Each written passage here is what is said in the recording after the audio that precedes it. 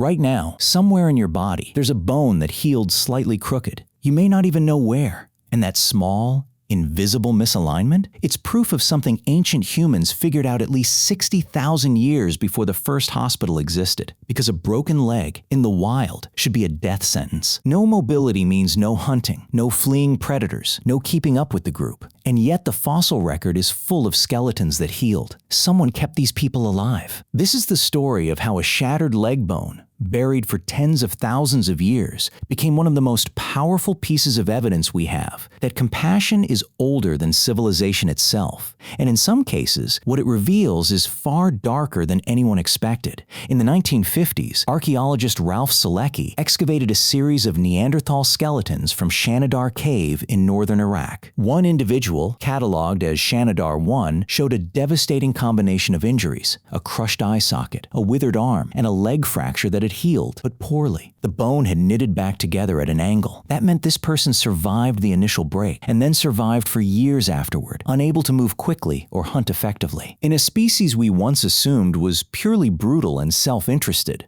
that healing is a signature. Someone brought this person food. Someone protected him. So who takes care of the weak when survival itself is the only currency? Decades earlier, in 1908, French clergymen unearthed another Neanderthal skeleton, this one riddled with severe arthritis and tooth loss, so advanced that researchers believe he could barely chew solid food in his final years. Paleoanthropologists studying the remains, including later analysis by researcher Eric Trinkaus, concluded that an individual this physically diminished could not have foraged or hunted alone. He would have needed soft food, prepared and delivered by someone else for what may have been years. This wasn't a one-time rescue. This was sustained, ongoing care for someone who could no longer contribute in any obvious survival sense. That changes the math of prehistoric life entirely. Now go back even further. At Dmanisi, a 1.77 million-year-old site in the Caucasus, researchers uncovered the skull of an elderly individual who had lost nearly all of his teeth. The bone around the empty sockets had healed and resorbed.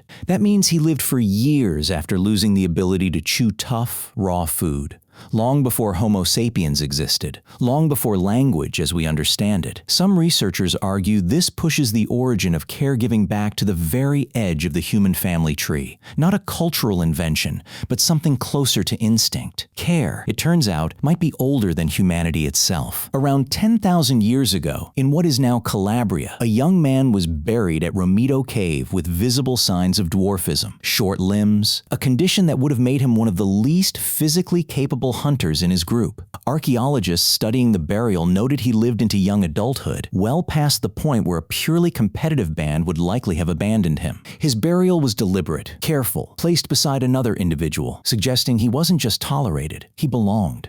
But not every story of a broken body ends this gently. At the Windover archaeological site in Florida, dated to roughly 7,000 to 8,000 years ago, researchers recovered dozens of skeletons preserved in peat. Among them, individuals with congenital spinal conditions, individuals who survived severe childhood illness. One child, researchers found, had spina bifida and had lived to around age 15. In a hunter-gatherer band constantly on the move, keeping a child with that condition alive for 15 years required near-constant, specialized attention. This wasn't an accident of preservation. This was a pattern, repeated across a community, over generations. And that pattern raises an uncomfortable question. What happened to the ones who weren't cared for? Because not every injured skeleton tells a story of rescue. At the Cima de los Huesos site in northern Spain, researchers examining skeletal remains dated to roughly 430,000 years ago found individuals with healed fractures, but also individuals whose bones showed signs of prolonged malnutrition and isolation